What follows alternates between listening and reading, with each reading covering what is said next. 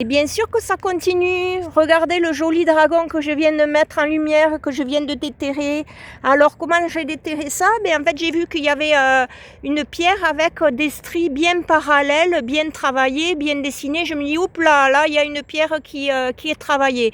Allez, je commence baramine, petite pelle à déchausser la pierre, à la caler. C'est très lourd, très gros. Avec mes petites mains à essayer sans me faire mal de la positionner. Je la déterre sur le bord. Qu'est-ce que je vois? L'œil. Regardez l'œil. L'œil, la gueule du dragon avec le petit, la narine pour respirer en fait. Non mais est-ce que c'est pas énorme? C'est le dragon. Alors on aurait pu voir la tête de cheval, mais c'est pas possible, il n'y a pas les oreilles. Donc dragon.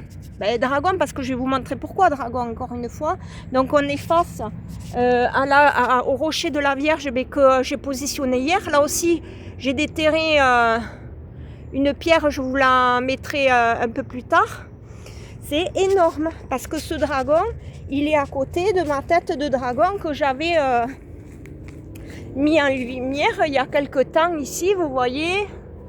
L'œil, la gueule du dragon, le cou où on peut s'asseoir sur le cou ici et caler le genou sur cette tête de dragon. D'ailleurs Andine aime beaucoup s'y mettre. Et donc il y a bien le dragon ici, à côté du dragon. On continue avec les dragons en fait. J'y suis, donc c'est la nature qui fait ça, ou les pierres erratiques, là vous repasserez. Ça tient plus la route quoi. Et puis les gens qui critiquent ou qui remettent encore en cause certaines choses, je vous invite à venir creuser parce que sans ça rien ne se fait. Franchement. Vu mon état de santé, je m'y mets corps et âme dans ce lieu pour révéler ce qu'il en est.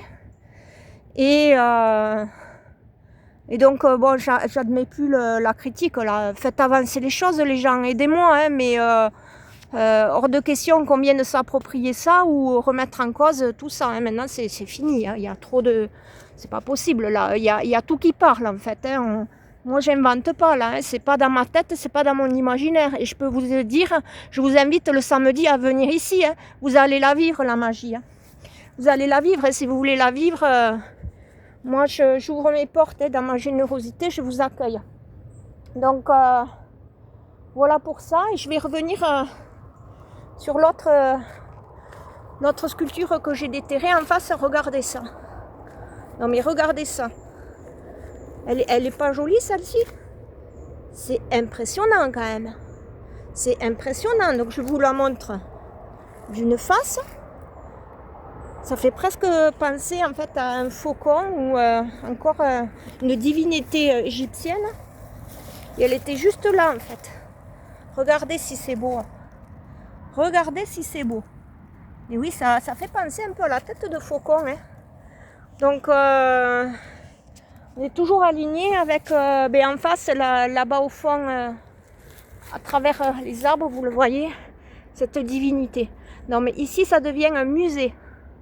Ça devient un musée. Je ne suis pas encore au bout de mes surprises. C'est un bonheur. Même si c'est difficile physiquement, je vous dis que quand on découvre ça après, c'est un bonheur. C'est magique.